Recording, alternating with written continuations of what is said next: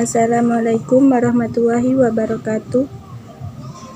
Ketemu lagi dengan saya Nikita Aurora Salsabila, Prodi Tarbiyah jurusan PAI kelas 3B, nomor NIM 2022-11379. Mata kuliah Model dan Strategi Belajar Mengajar yang diampu oleh Bapak Dr. Ahmad Ihwanul Muttaqin MPDI. Dalam video ini, saya akan membahas tentang teori belajar kognitivisme beserta contohnya dan teori belajar humanisme beserta contohnya. Pembahasan yang pertama adalah kognitivisme. Teori belajar kognitivisme adalah suatu teori belajar yang lebih mementingkan proses belajar daripada hasil belajar. Teori kognitivisme mengungkapkan bahwa belajar yang dilakukan individu adalah hasil interaksi mentalnya dengan lingkungan sekitar, sehingga menghasilkan perubahan pengetahuan atau tingkah laku. Dalam pembelajaran pada teori ini dianjurkan untuk menggunakan media yang konkret, karena anak-anak belum dapat berpikir secara abstrak.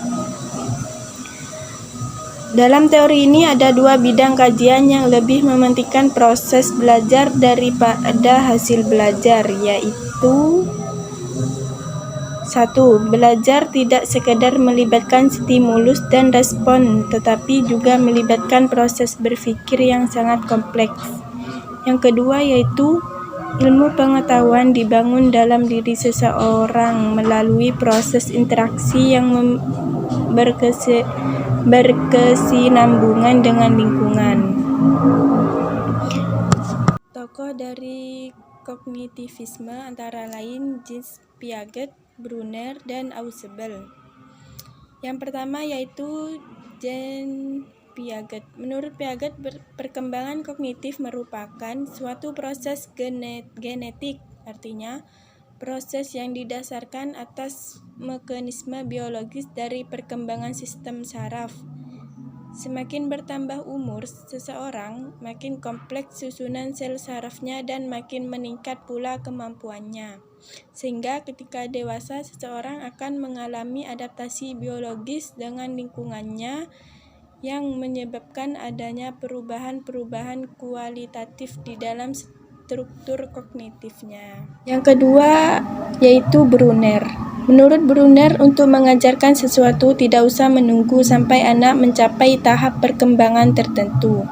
Yang penting bahan pelajaran harus ditata dengan baik, maka dapat diberikan padanya.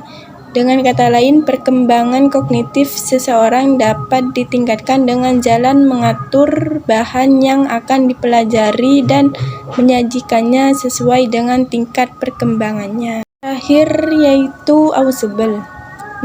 Menurut Ausubel, siswa akan belajar dengan baik jika isi pelajarannya didefinisikan dan kemudian dipresentasikan dengan baik dan tepat kepada siswa. Dengan demikian akan mempengaruhi pengaturan kemampuan belajar siswa. Advanced Organizer adalah konsep atau informasi umum yang mewadahi seluruh isi pelajaran yang akan dipelajari oleh siswa. Pembahasan yang kedua yaitu humanisme. Teori belajar humanisme adalah salah satu teori pembelajaran yang dilandaskan pada psikologi manusia.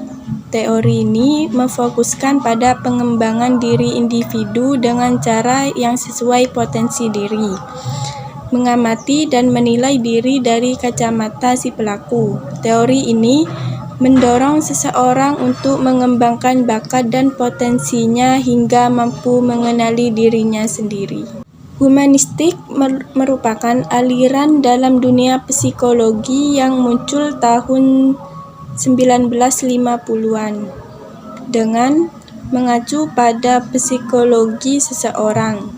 Humanistik memandang manusia sebagai manusia, makhluk hidup yang memiliki fitrah tertentu pada masing-masing individunya.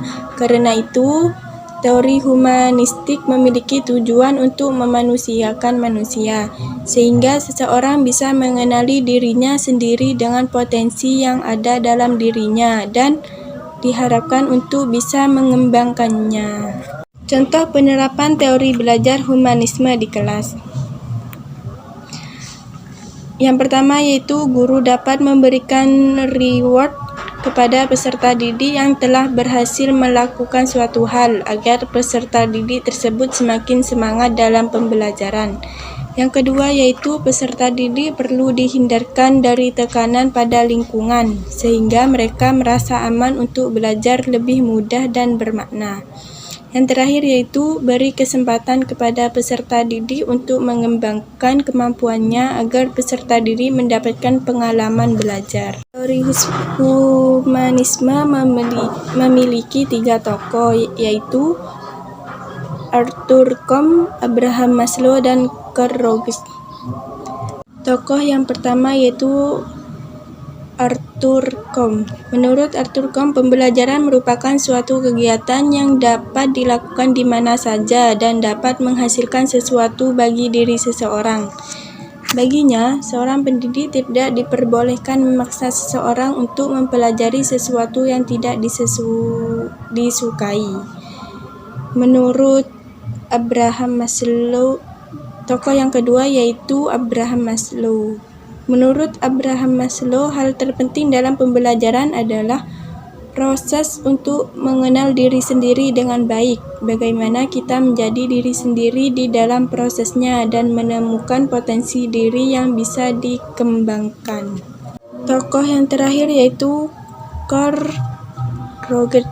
Sedangkan menurut Carl Rogers, pembelajaran merupakan proses untuk saling memahami antara guru dan murid, hingga guru tahu apa yang dibutuhkan oleh muridnya tanpa ada paksaan ataupun ketidaksepemahaman antara keduanya, sehingga bisa dijadikan pembelajaran sebagai pengalaman seseorang dalam prosesnya. Baik, sekian penjelasan dari saya. Apabila ada kesalahan, mohon maaf. Wassalamualaikum warahmatullahi wabarakatuh.